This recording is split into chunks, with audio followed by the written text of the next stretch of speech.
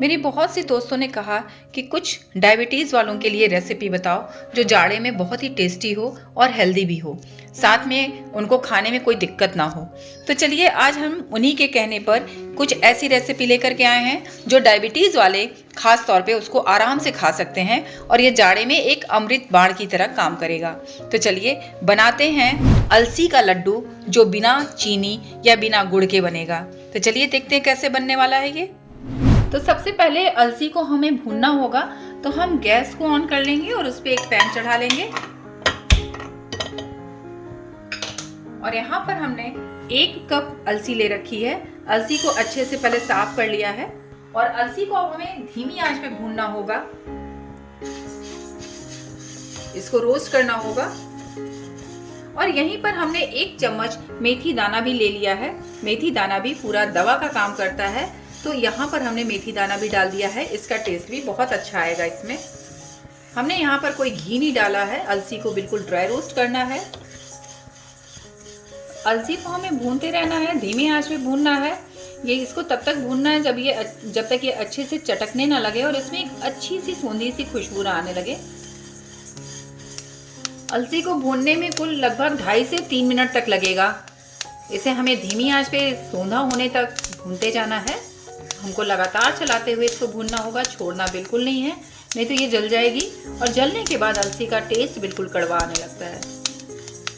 जब अलसी चिटकना बंद कर दे तो समझ लीजिएगा कि सारी अलसी भुन चुकी है। तो अब आप देख सकते हैं अलसी बिल्कुल जो है भुन चुकी है, अब चिटकनी भी बंद हो गई है। तो अब हमने गैस को ऑफ कर दिया और अब अलसी को हमें किसी बोल में निकाल के रख देना है तब तक जब तक ये ठंडी नहीं हो जाती। तो आइए हम इसको निकाल लेते हैं और आगे की तैयारी करते हैं। अब हम उसी कढ़ाई को फिर से गैस पे चढ़ा ले रहे हैं और यहाँ पर हम डालेंगे थोड़ा सा घी, ये देसी घी। हम देसी घी यहाँ पर कोई भी घी ले सकते हैं। हम घी बस तभी यूज़ करेंगे जब हमें मेवे को फ्राई करना होगा, बाकी हम इसमें कोई भी घी यूज़ नहीं करने वाले। तो यहाँ पर जैसे ही घी मेल्ट हो जाएगा हम यहाँ पर डाल देंगे ये गोंद। गोंद को हमें धीमी आंच पे फ्राई करना होगा, क्योंकि अगर हम बहुत तेज आंच कर देंगे तो ये ऊपर से तो जल जाएगा लेकिन अंदर से बिल्कुल कच्चा रहेगा। तो हमें इसको धीमी आंच पे ही फ्राई करते जाना है। गोंद बहुत ही टेस्टी होते हैं खाने में और साथ में ये लड्डू के टेस्ट को बढ़ाते तो हैं ही हैं और फायदा भी बहुत करते हैं। तो जाड़े में हमें गोंद जरूर खाना चाहिए। अब आप देख सकते हैं गोंद कैसे फूलने लगा है। हमें इसको धीमे आंच पे ही चलाते रहना है।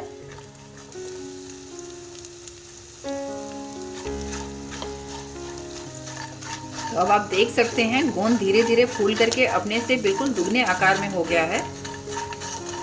तो हमें गोंद को भूनते जाना है, क्योंकि गोंद ऊपर से भून जाता है, अंदर से रह जाता है। तो हमें गोंद को थोड़ा अच्छे से भूनना होगा। धीमे आंच पे बिल्कुल मैंने स्लो फ्लेम कर रखा है और इसको कंटिन्यूअस चलाते हुए हम भून रहे हैं, नहीं तो ये ऊपर से जल जाएगा और अंदर बिल्कुल कच्चा रह जाएगा।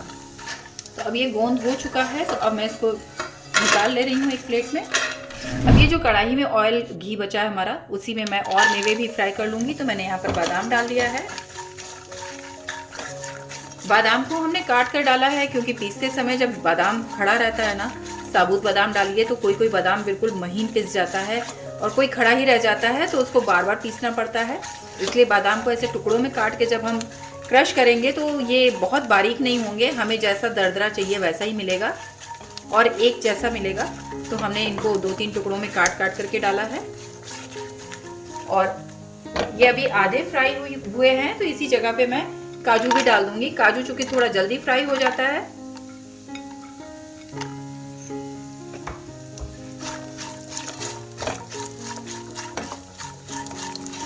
तो इनको गोल्डन होने तक, जो इनका कलर थोड़ा चेंज होने लगेगा, तब तक हमको भून लेना है। अब आप देख सकते हैं कि इनका कलर बिल्कुल चेंज हो गया है और ये अच्छी तरीके से रोस्ट हो चुके हैं। तो अब हम इनको भी निकाल लेंगे।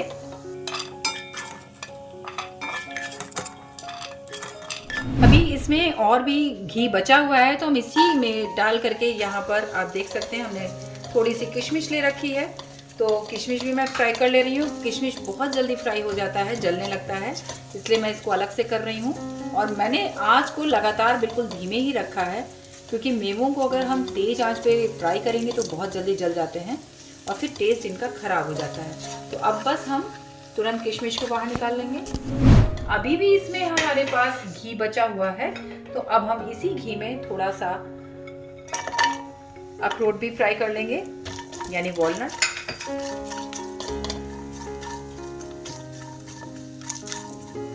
तो अब ये भी रोस्ट हो चुका है, हम इसको भी निकाल लेते हैं।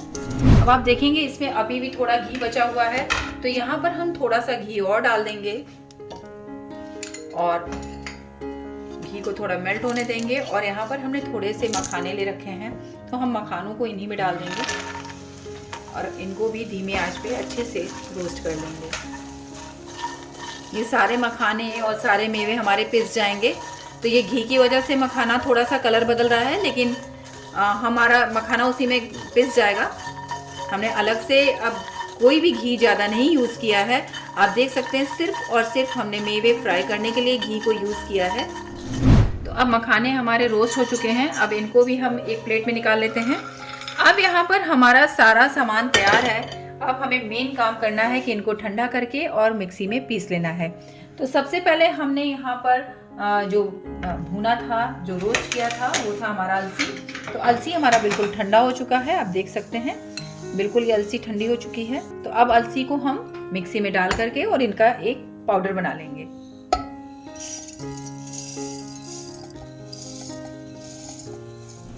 तो ये देख सकते हैं अलसी हमारी पिस गई है, पाउडर बन गया इसका। तो अब हम इसको एक बोल में निकाल लेंगे। अलसी में अपना ऑयल होता है, तो पीसते समय वो ऑयल भी छोड़ता है, इसलिए अलसी को एकदम ठंडा होने पर ही पीसिएगा, अदरवाइज वो ऑयल छोड़ देगा और बर्तन में ही ऑयल रह जाएगा। अब यहाँ पर हम जो हमने मेवे फ्राई किए थे वो सारे मेवे डाल देंगे। तो इन मेवों को हमें पाउडर नहीं बनाना है, लेकिन क्रश करके हमें इनको दरदरा पीसना है। ये दरदरा रहते हैं और मुंह में आते हैं तो बड़ा अच्छा लगता है खाने में। तो हमें एकदम महीन पाउडर नहीं बनाना है इनका। तो अब इनको भी हम पीस लेंगे। अब आप देखिए हमने इनको पीस लिया है, बिल्कुल ऐसे ही दरदरा रखा, हमने कोर्स ही रखा है। कहीं कहीं ये बड़े टुकड़े हैं, कहीं छोटे टुकड़े हैं, बिल्कुल हमको ऐसे ही पीसना है। तो अब हम मखानों को भी ऐसे ही दरदरा पीस लेंगे। अब आप देख सकते हैं हमने मखानों को भी ऐसे ही दरदरा पीस लिया है। यहाँ पर थोड़ी सी किशमिश हमने अलग से निकाल ली थी, इसको भी अब हम इसमें मिला देंगे। और अब हमारा ये जो गोंद हमने फ्राई कर रखा था, इसको भी हमें पीसना है। इसको हमें बारीक पीस लेना है। अभी हमारे गोंद भी पिस गए हैं, तो अब हम इनको भी इसमें मिला दे रहे हैं। अब फ्रेंड्स यहाँ पर अब आप ये देखिए कि हम चीनी नहीं डाल रहे हैं, गुड़ नहीं डाल रहे हैं, तो मिठास के लिए हमें कुछ तो डालना होगा ना। तो यहाँ पर हमने थोड़ा सा खजूर ले रखा है। ये खजूर लगभग 200 ग्राम के करीब है और हमने इसके बीज को निकाल लिया है। सीडलेस भी मिलता है मार्केट में, इजीली अवेलेबल होता है, तो आप चाहे सीडलेस ले लें या अगर सीड वाला है तो उसके सीड्स को हमें निकाल लेना होगा। और अब हमें इसको भी मिक्सी में डाल करके और पीस लेना है। तो अब हम इसको भी पीस लेंगे। तो अब आप देख सकते हैं यहाँ पर हमने खजूर को पीस लिया है। अभी थोड़ा सा हमको एक प्रोसेस और करना होगा फ्रेंड्स। यहाँ पर मैंने नारियल को भूनना मैं भूल गई थी, तो यहाँ पर थोड़ा सा मैं नारियल को भी रोस्ट कर लूँगी। ये नारियल के लच्छे हैं।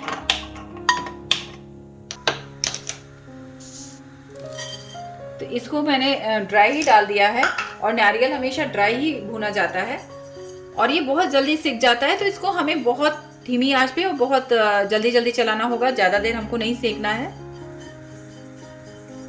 तो अब आप देख सकते हैं नारियल अपना कलर बदलने लगा है, तो बस बिल्कुल यहीं पर हम इसको निकाल लेंगे और इसको भी हम अपने फ्रेंड्स फिर से हमने गैस पे कढ़ाई को रख दिया है और गैस को धीमा कर दिया है। और ये जो हमने खजूर को पीस रखा है उसको हमें कढ़ाई में डालना है और 2-3 मिनट तक हमें इसको भूनना होगा ताकि ये अच्छे से मेल्ट हो जाए। ये मेल्ट हो जाएगा तो हमारे मेवे इसमें अच्छे से मिक्स हो जाएंगे। तो हमें इसको मेल्ट करना है और ये मेल्ट हमको गरम कढ़ाई में ही करना पड़ेगा। हम इसमें घी नहीं डाल रहे हैं इसलिए क्योंकि हमने मेवे में भूनने में ऑलरेडी घी यूज़ कर लिया है और हमको घी बहुत ज़्यादा यूज़ नहीं करना है। तो हम इसको ऐसे ही मिक्स करेंगे और आप देख रहे हैं धीरे धीरे मिक्स होता जा रहा है। तो ऐसे ही इसको हमें मेल्ट करना है और हमें बहुत ज़्यादा नहीं करना है, बहुत थोड़ा मुश्किल से 1 मिनट तक हमको इसको ऐसे ही मिक्स कर लेना है ताकि ये हमारा जो खजूर है वो अच्छे से मेल्ट हो जाए, मिक्स हो जाए। और बस हमको यहाँ पर अब गैस को ऑफ कर देना है।